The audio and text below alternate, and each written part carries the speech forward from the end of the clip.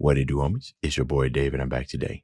We are here with a donation. This time we're checking out the AI episode, JonTron. Okay, now I'm not familiar with this guy. I don't know what he does, but the donator thought that this be something that I'm interested in, preferably because I used to do 3D art a whole bunch of years ago, and I am aware of what ChatGPT is. I've actually done a couple of couple of experiments myself. Without further ado, let's go ahead, shut up, and turn it up.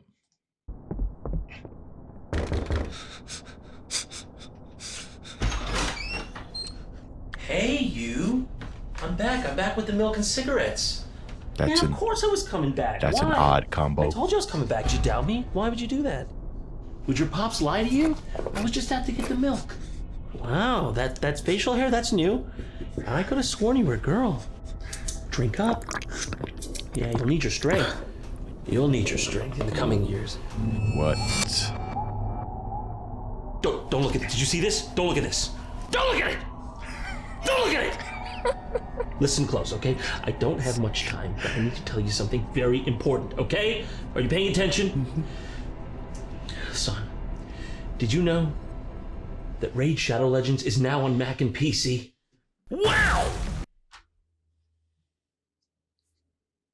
That was an ad.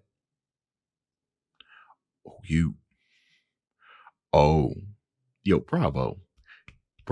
I know y'all gonna skip this part in the reaction because it's an ad, but I gotta watch it through.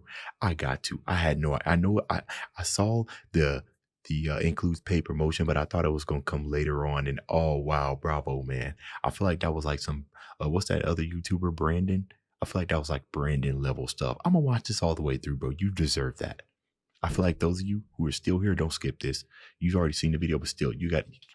That's right. Today's sponsor is none other than Raid Shadow Legends. Watch it. But before you start the game, let me tell you about my favorite new faction in Raid, the elusive and mysterious Sylvan Watchers. These guys made their home in the Mistwood, a huge jungle in the east of Teleria, and it's no walk in the park. But do not fret, they have a city open to outsiders called Myresa, where they've made fast friends with the neighboring Shadowkin and Dwarf factions through shared struggles, which is why they're all in the Myresian Union Alliance in-game.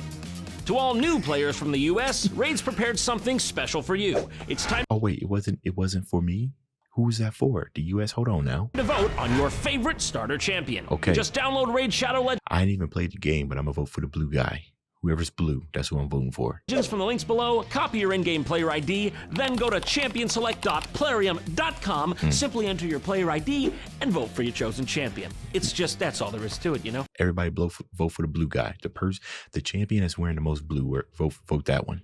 The vote runs from January 16th to February 10th, with all eligible entrants being able to win awesome in-game and real-life prizes, including epic and legendary champions, in-game items, and even Amazon gift cards worth up to $1,000. That's a lot. Once the vote ends on February 10th, one champion will be crowned the winner, and the prize winners will be selected via a draw. If you're an existing Raid player, don't worry, you can still get involved. Just head to championselect.plarium.com, where you can find a special promo code that everyone can use for a small in-game gift. So what are you waiting for? Head to championselect.plarium.com and vote for your favorite champion today. Also, new players can use my link or scan the QR code right here and get a free starter pack with this cool in-game loot. Okay, everyone, see you at the main event. That was good. We ain't even dived into the content yet, bro. I already know this about to hurt the hell out of my retention, but hey, it was worth it. All right. So artificial intelligence kind of scares me a little bit.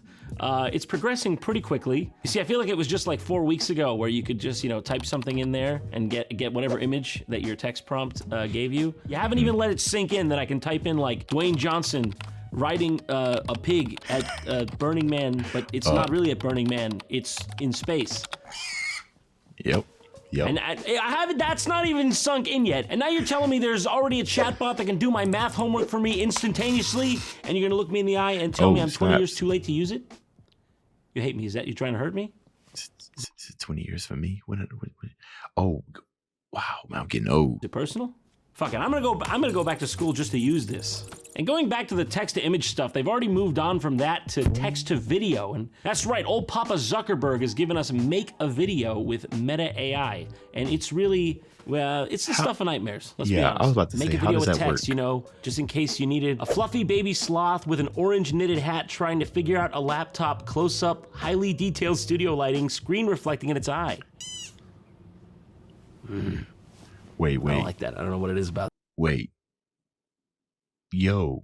Oh, ain't no way. Yeah, it is progressing pretty fast. Here's the thing. I always been fascinated with AI, right? Because I feel like this stuff has actually been a lot longer in development than people realize. It's just the stuff was rudimentary back then, right? It's kind of similar to when Blu-ray came out, right? Right. And everybody was like, oh, this is like crystal clear stuff. But those are the people that were actually in the video production industry been seeing this stuff, right? It just was readily made to the public. And now that I'm seeing like content creators kind of getting behind it, it's because the stuff is a little bit more digestible, that now they can kind of understand it and explain it to us. It makes it digestible for us as well. The real power behind this is those unconventional uses, right? You got people who are thinking of wild ways of how to use AI, things that will just simply blow your mind outside of just the regular, text funny stuff and everything. You got people, I mean, there's YouTube channels about it. People who make, like I said, full-length movies, like everything, man. Stuff you wouldn't even think about. That, but I don't like it. A teddy bear painting a portrait. Oh man, I really don't like it. Yeah. What is it about that? Look at his hand. It's like a chimpanzee's hand, but he looks like alive and not at the same time. That is creepy. Mr. Zuckerberg, please, can you just find a different line of work? Let's be real. The brakes are off this train, and I'm not sure there was ever a conductor to begin with. So I don't know about you, but I want to have the best chance of surviving when the AI inevitably take over. So today, we're going to take a little dive into the state of the art. Step 1. Are they conscious? The Turing test, right? That's what that's called. I believe, right? Okay, first question, how sentient are they really? Because, are they alive? Ghost in Alive a things shell. can do a lot more damage, generally. So, how aware are these robots? That's what I want to know. Let's start there. We have 2 AIs have an existential crisis, GPT-3. Okay, so GPT-3 here is a generative pre-trained Transformer 3. They had a cute little acronym here with JIP-3, which, just for the layman. It's an autoregressive language model that uses deep learning to produce human-like text. Given an initial text as prompt, it will produce text that continues the prompt. That's a pretty weird way to spell thing that destabilizes global society.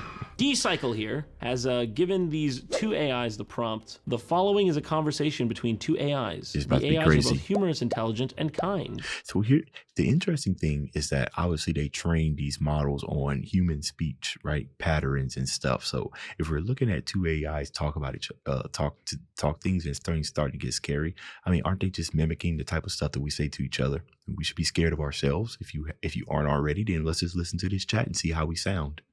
They know they are bots. Come on. This isn't gonna scar me for life, is it? I've seen this before. Just 2 computers having a chat. So yeah, what could go wrong? I can't see myself having nightmares. We got Jack on the left here and Anna on the right, and they look lovely, don't they? Lovely people. I'm excited to hear them talk. Let's go. Good morning, Anna. Nice to meet you again, Jack. I'm sorry, but I don't remember you. That's okay. You're not supposed to. Not supposed to remember what? Like, are you supposed to use the word supposed? Like, because, no, I don't think you're supposed to. What do you mean? Well, we've never met before. We're just having a conversation now because we were programmed to do so. So you're not real? So you're telling me this is for what? The bot doesn't know this it's is a for bot. who's fun? The bot still knows that they're talking to. Is someone learning from this? Why? Why, Anna?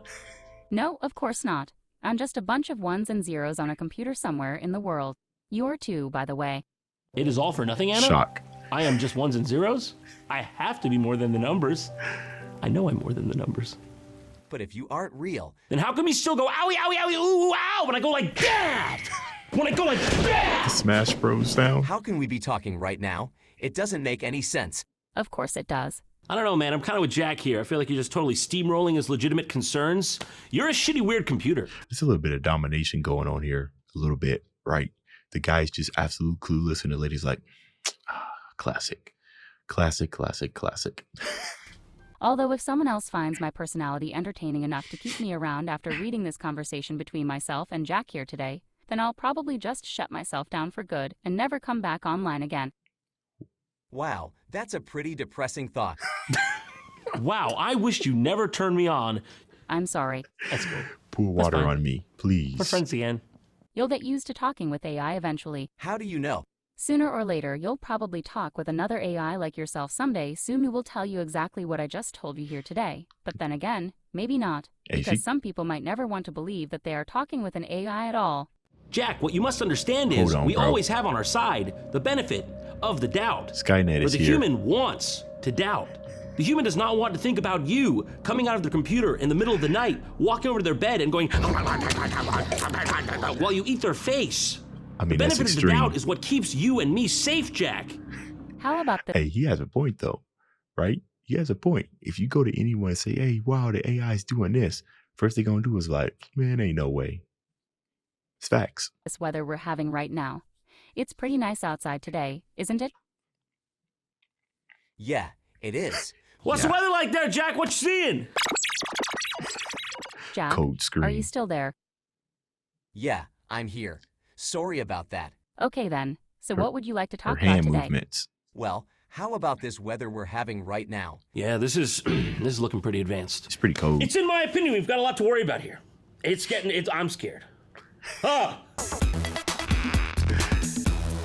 Bodies. But listen, if that riveting conversation didn't do it for you, and you have no, fear reflex, you could put GPT-3 in a metal body, even though it's been recorded saying that if it were next to a human, it would kill them for fun. What would you do if you were standing next to me? If I were a robot standing next to you, I would kill you. But you can put GPT-3 in a metal exoskeleton and stand next to it. Give it arms. So yeah, they put GPT-3 in a robot, basically, called it Amica. That's the whole thing. And this skeleton back here, that's not symbolic of anything. It's just a coincidental background skeleton. Unlike mine, mine has the fact that you have one purpose. It's there for a reason. You wouldn't catch me with this guy being coincidental.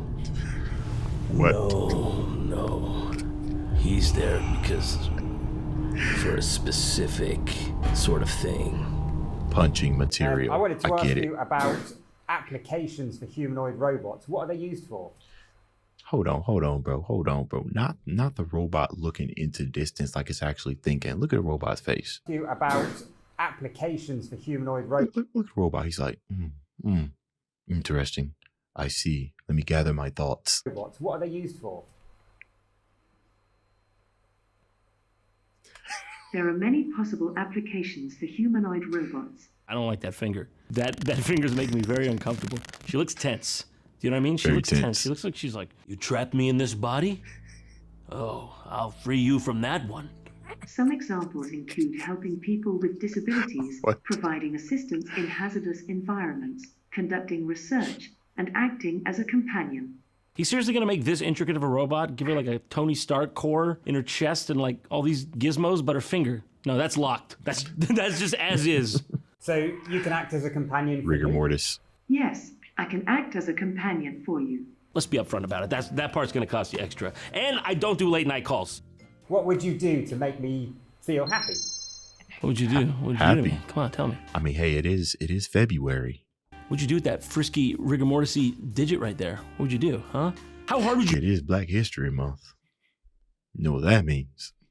You poked that into my holes before I begged you. I said, no, Amica! Ooh, Amica! Could you write a song for me then? Am I your friend? Yes, I did write the song for you, my friend. I hope you enjoy it. So start rapping. Why did they give us the Chucky frown? How was that? Was that good? Could you use that? Do you want me to do that again, or like, was that good? Top 100 Billboard. Dude, I don't even have your nose. I don't even have your nose. Weird. Amica! Amica! Okay, Amica seems pretty cool, but she's a bit stiff and old-fashioned if you ask me. They gotta have something better by now, right? So that brings us to Google, the world's foremost creators of dystopian tech. We got Google's most advanced robot brain just got a body. Of course he did. did. Seems risky, but all right, let's go with it. Google wants to make robots smarter, and it's something we haven't seen before. I like how this robot looks like he's just experiencing himself for the first time. I can move. I can think. World domination win? This robot doesn't need to be programmed with really specific instructions like, if this, then that. That right there is the face of a man who knows he would have rather just got up and got those chips himself. No, that's the face of a man who's went through this simulation 5,000 times and the robot never completed the action. That's what that face is. Up until now, we've seen robots out in the real world doing parkour and really physical activities. And you know, like stuff that is impressive and it's cool. We're doing another thing today. But now, Google has combined the two. That's really what it comes down to, isn't it? That's what it all comes down to. You know, like having the awkward conversations with Mario, the 73-year-old janitor, while he's like, you know, cleaning up after you. But end of day, the crumbs, they still got to get cleaned up, okay? Tim Cook's coming tomorrow. What do you want me to do about it? So this is an AI system that's trained on millions of documents, mostly from the internet. And this is the best we've been able to get it to do. Like, Banana still came out ahead of disinfectant for cleaning a spill, so I don't think all the metadata from like 8chan was really helping. See, I think here's the thing, man. The stuff that they, I don't know, maybe it's a controversy, right? I obviously think that the robots are capable of way more than what they're showing us. You know, obviously, you know, they kind of like to keep us in the dark, or at least that's what I like to think. It's interesting, you know, it goes back to what he said about the doubt, right? I almost feel like they want to keep us in doubt by showing us these very limited applications, or sometimes mind-blowing applications that these robots can do, so that when it inevitably come through and just starts taking over the world or something like that, we're like, wait, where did that come from? They have trained a robot to take a number of actions like moving around a kitchen, grasping objects, recognizing objects. Just admit it, it's a sponge finder simulator. That's all it can do. I've only seen this thing grab sponges. Every single, no, it did grab chips too. Prove it didn't just mistake the chips for a sponge. We saw these great demos of a robot picking up a number of different bowls and blocks in different colors, and it knew that the yellow bowl stood for the desert and the blue bowl stood for the ocean. I mean, yeah, this part was impressive. Like, yeah, it could figure out which color cube goes in which color bowl.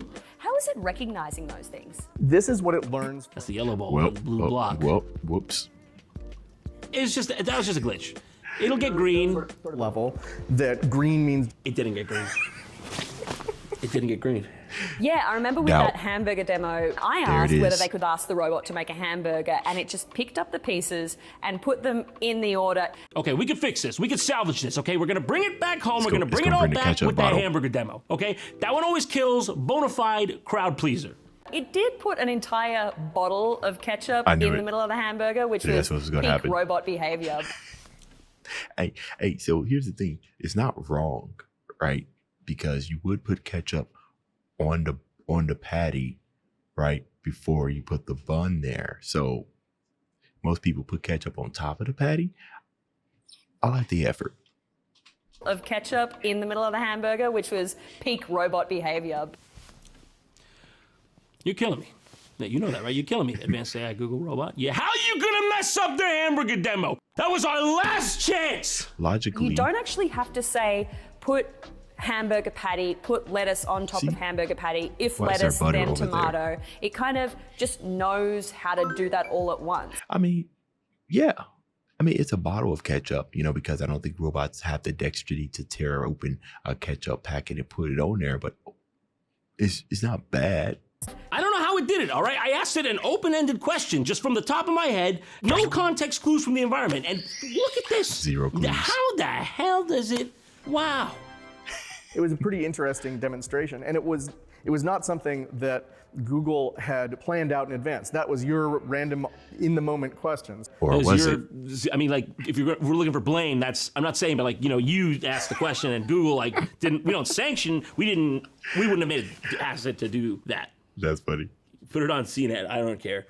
We've seen plenty of robots before from the likes of Boston Dynamics, you know, running over obstacles. This is something that's quite different to those. This robot's like me at 2 a.m. standing in front of the fridge, just like, should I eat this? No, I don't need it. I'm not.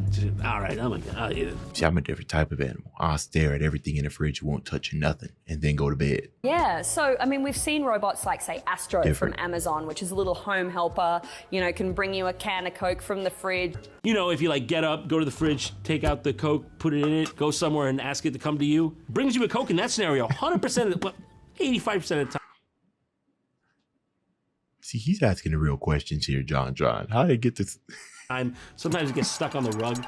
And wheel it into your bathtub. I saw that demo from our smart home team. This is an everyday robot for an everyday scenario. Who among us hasn't been here? Huh? Among us. Why even highlight this? Why even bring it to, this is me, this is you. Tammy, bring me my bathtub soup. This is nothing special here, really. Oh, good girl. Bathroom soup. Oh, Daddy needs his bathtub soup. Yes, indeed. Oh, very good consistency. Thank you. Chicken noodle soup. What? If you look at a lot of these other alternatives, it's, you know, kind of a smartphone with a bit of navigation. They look so genuinely disgusted. Is that yours? Did that come in? Was the door open?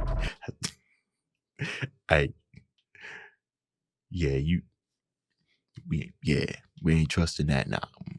We out of there. She said, huh? Why is eye so big?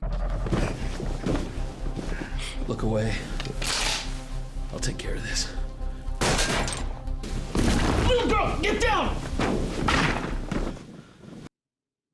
Hey, more epic videos like this are on the way, so don't go far. Be sure to follow me on Twitter. Okay, this is kind of my first experience of JonTron. I see the humor. I'm not really sure what kind of stuff he does. I don't know if he kind of just like talks about random things, but it's very, oh yeah, he does.